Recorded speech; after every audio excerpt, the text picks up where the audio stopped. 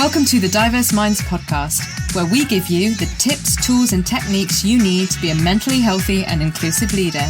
Each week, you'll hear about a variety of topics linked to mental health, well-being, and diversity that will enhance both your professional practice and personal well-being.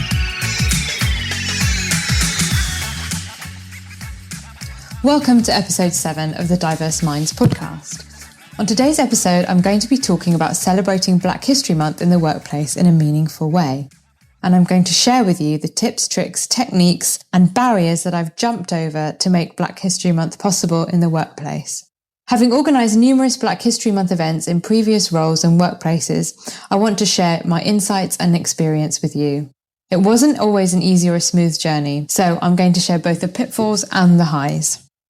For a number of reasons, people seem to find Black History Month tricky. Personally, I don't, but there seem to be two schools of thought. One, that it causes divide by drawing attention to Black history specifically, and the other that it should be more than a month.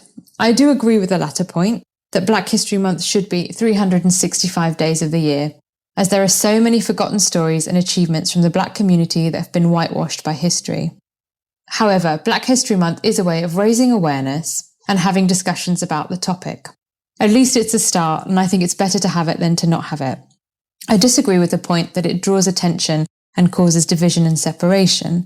Unfortunately, I've heard this kickback many times, and I really don't agree with it. And I've also heard the argument that there is only one race, the human race, which of course I do agree with, but unfortunately, given historical events and things that have happened over centuries, we can't simply forget the achievements nor the atrocities that have happened.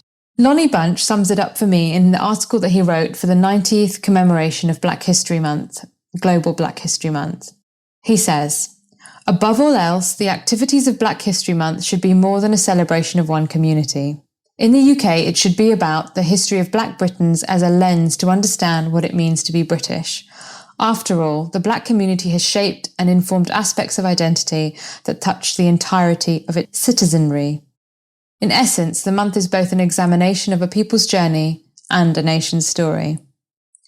Black History Month provides a platform to educate people about Black history and culture. It highlights inequities that still persist, celebrates those who have been pioneers, and enables engaged dialogue about how we can all do better. And don't forget, as well as the gender pay gap we currently have in this country, there is also an ethnicity pay gap. The 2017 report, Race in the Workplace, set out a range of actions for businesses and governments to take forward to improve employment and career prospects for those from ethnic minority backgrounds. According to the report, equal participation and progression across ethnicities could be worth an additional £24 billion to the economy per year.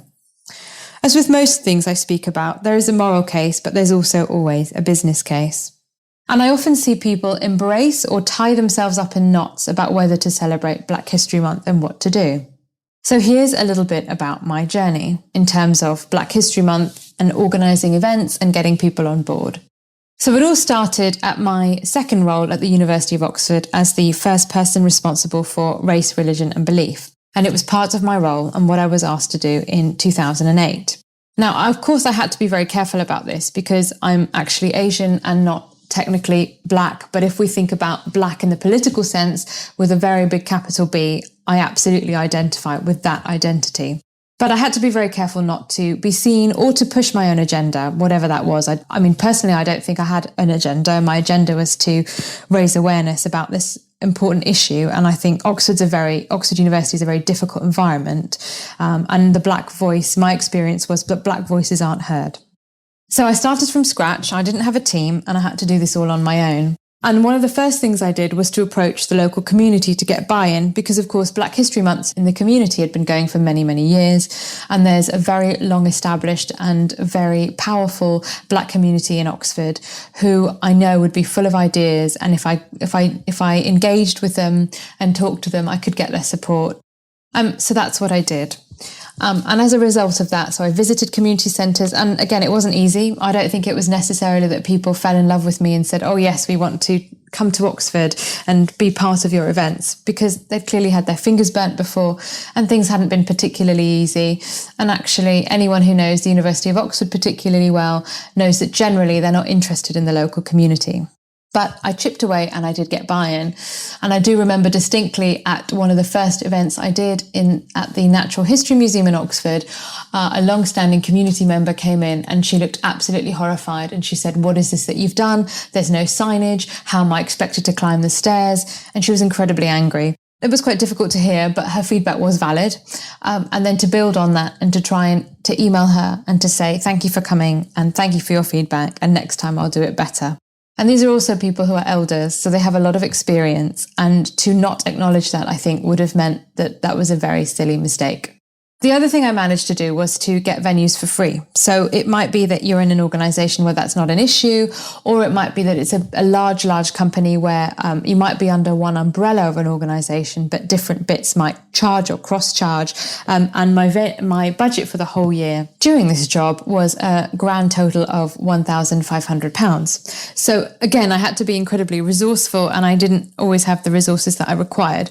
So that's another point. If you are going to do this, or decision makers who decide that Black History Month is going to be celebrated, you absolutely need to commit resource to this and encourage people to commit resource to this, because otherwise, unfortunately, it is just lip service and it comes across as tokenism, and people know when something's done cheaply. So there's being resourceful and then there's something being done cheaply, and you don't want it to come across as the latter.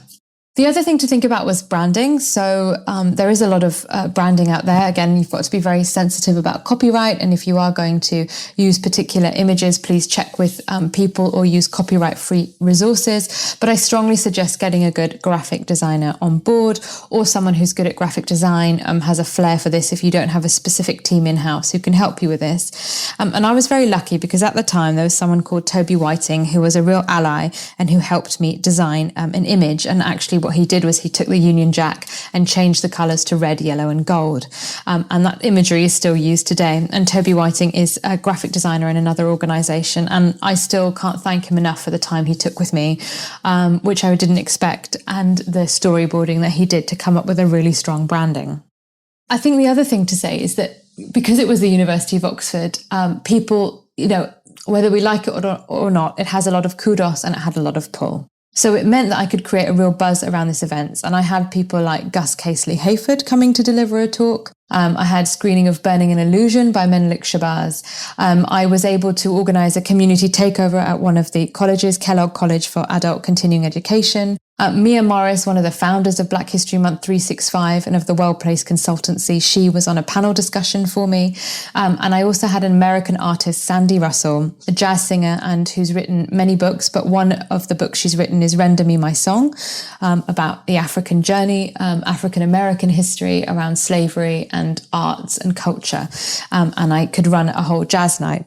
And I got venues for free from colleges and also academics on board. So this is another thing. So maybe you're not in a university setting, but who could you find that has an interest? So this could be your staff network groups. And remember, at this point in time, there was no staff network group. So I had to do and draw on my own knowledge and community groups and people that I knew, some of whom obviously were academics researching Black history in America, UK, Pan-Africanism, and they all became my allies. But it might be that you have other people who are interested, people who see themselves as diversity champions, who could support you or who could support the general ethos of what you're trying to do. And there'll also be naysayers. So this point around there is only one race, the human race. And there were lots of naysayers, people saying, this is a waste of university funds. Why are we doing this? What about White History Month? Yes, I had that one. A classic response. And you'd expect more from an educational establishment, but unfortunately, that's not always the case. And I kind of turned these people around. Did I turn them around? I think I managed to tolerate them by letting them rant, by letting them say what they needed to say, and also challenging them around good practice and other universities that celebrated Black History Month and celebrate Black History Month. I think also there are times where you have to know your battles and not to pick too much, but put your point across. And if someone wants to keep coming back, because we know with many people they have to be right, to just leave it, because if you step away from it, that discussion can't carry on. And as I organised events for 3 or 4 years, as these sort of progressed, I was able to build a committee of people who were interested and who wanted to support. So it's often a drip, drip, drip effect. And it also provides a safe space for people to talk and discuss amongst themselves and actually build allies across big organisations. However, when I moved to Imperial College London, I had to use a completely different approach. So again, I'm in the heart of London, incredibly mixed community of students and staff. People are very well aware of Black History Month, so I wasn't starting from zero. Many people commute from long distances, so they might attend events in their local areas. So whereas at the University of Oxford, I could do evening events, I could do quite long events, I could do long lunches. At Imperial, that just wasn't going to work. So maybe you've done something in one organisation and it's worked really well, and you've moved to another organisation, or you've moved to another part of an organisation, and you think, well, what I did then isn't really working now. So think about the kind of different things that you might need to do. So obviously people in London, far more switched on, much bigger Black community of staff, weren't as isolated as we were at the University of Oxford, people commuting long distances. So we had to rethink how we did things. And what worked much better there were short lunchtime talks. And that was possible because people could just jump on a tube, turn up at Imperial, give a talk, have some sandwiches and go back to their workplace. Lectures sometimes worked well after hours. Film screenings, it was a mix. You tend to get more students than staff, understandably. And also potluck lunches. So people bringing their own lunch and having a discussion around what is Black history or picking a theme.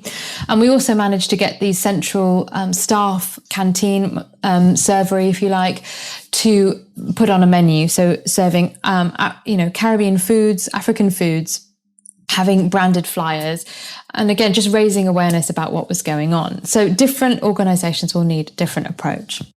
And then in my most recent, interim 9-to-5 job, I had unusual kickback that I'd not experienced before. And this was a white communications officer telling me that Asian people shouldn't be involved in Black History Month, which I'd never had before. And often there's ignorance. Now, if a group of Black staff had come to me and said this, I would completely understand. And if they'd felt marginalised, and if they'd felt that often Black History Month events were taken over by a particular group in a particular way, I would absolutely have taken that feedback on board. Or if it'd been staff network group.